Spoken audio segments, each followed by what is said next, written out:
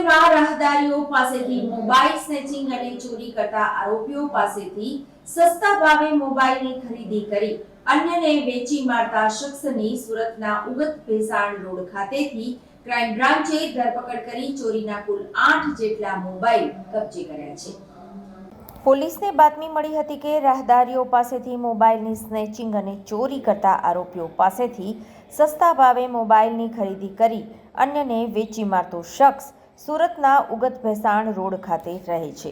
જે માહિતીના આધારે સુરત ક્રાઇમ બ્રાન્ચે વોચ ગોઠવી ઉગત ભેસાણ રોડ પરથી અભિષેક ઉર્ફે નાગો ઓમદાસ નિષાદને ઝડપી પાડ્યો હતો। જે શખ્સની અંગઝડતી લેતા અલગ અલગ કંપનીના 8 જેટલા મોબાઈલ મળી આવ્યા હતા। જે મોબાઈલ અંગેના આધાર પુરાવા માંગતા આરોપી સંતોષકારક જવાબ આપી શક્યો નહોતો।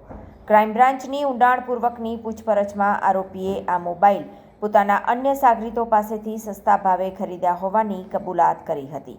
આરોપીએ ક્રાઇમ બ્રાન્ચને જણાવ્યું હતું કે પોતાના સાગરીતો સુરત શહેરમાં અલગ અલગ વિસ્તારોમાં રસ્તે ચાલતા રાહદારીઓ પાસેથી મોબાઈલ ચોરી અને સ્નેચિંગ કરી ત્યારબાદ આ મોબાઈલ તેણે સસ્તા ભાવે વેચાણ કરે છે।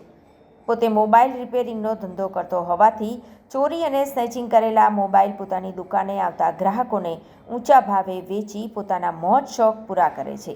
સુરત ક્રાઇમ બ્રાન્ચના હાથે ઝડપાયેલ આરોપીની પૂછપરછ પૂણા અને રાંદેર પોલીસ ચોપડે નોંધાયેલા મોબાઈલ ચોરીના 2 ગુનાઓના ભેદ પણ ઉકેલાઈ ગયા હતા।